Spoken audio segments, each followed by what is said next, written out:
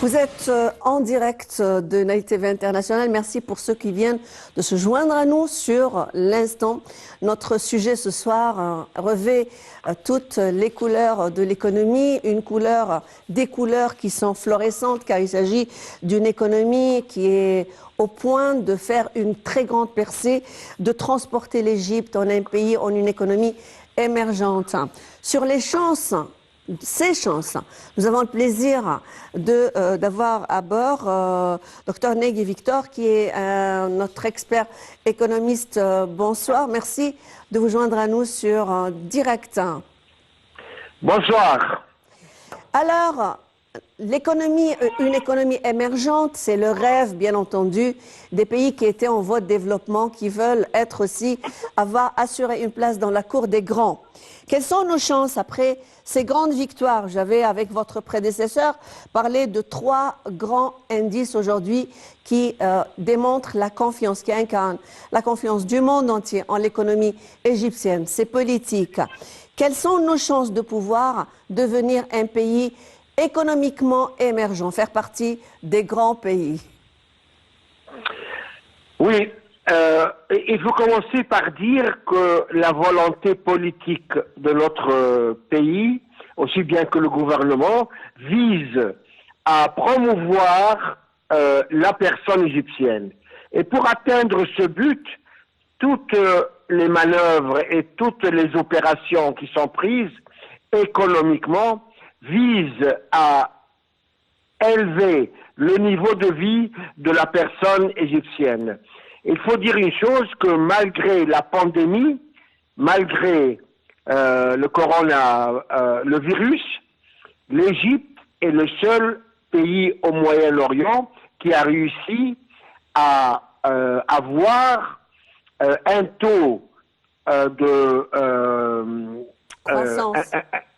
Comment? De croissance, un PIB. De croissance, absolument, madame. Un taux de croissance positif. Néanmoins, pour l'exercice 21-22, le FMI prédit que l'Égypte pourra réaliser un taux de 5,6%.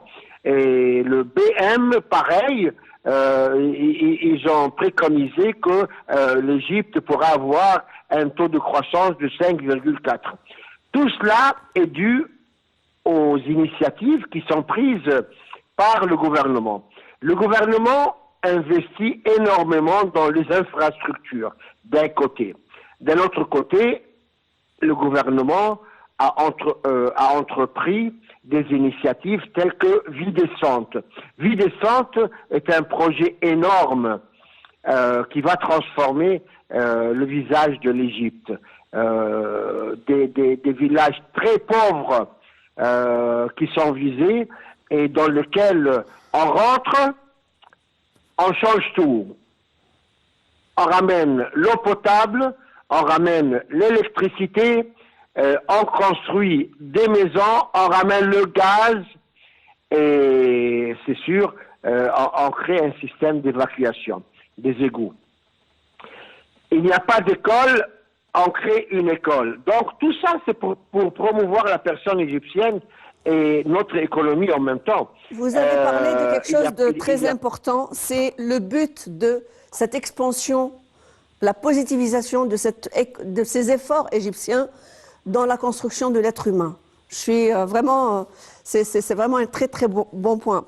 Docteur Negui Victor, quand on parle aujourd'hui de la COP 27, c'est une énorme confiance qu'a le monde en la République arabe d'Égypte pour qu'elle soit au cœur de l'événement qui va retracer la politique future d'une planète qui a beaucoup de problématiques, dont le devenir est incertain. Parlez-nous de cette confiance. Comment l'Égypte a eu cette place dans la cour des grands?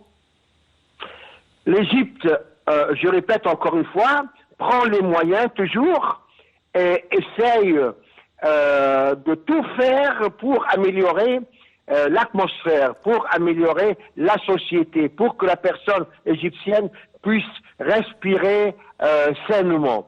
À savoir, je vais vous donner juste un exemple. Oui. On a un projet en Haute-Égypte qui s'appelle Benban.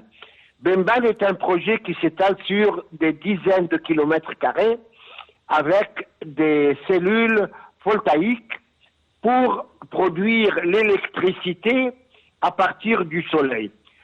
Et je vais vous dire que ce projet, l'année dernière, a été choisi comme étant le meilleur projet au monde.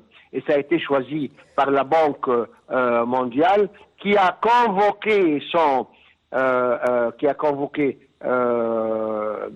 ses membres à une réunion à Washington, les membres exécutifs, au cours de laquelle ils ont décerné un prix pour ce projet pour l'Égypte. Alors sur cette note de grand espoir, docteur Victor Negui Victor, sur cette note d'espoir et aussi, comment dirais-je, de miracle économique égyptien, bien sûr, sous la gouvernance et les directives du président Fattah al-Sisi, qui a donc, lui, choisi cet avenir à l'Égypte.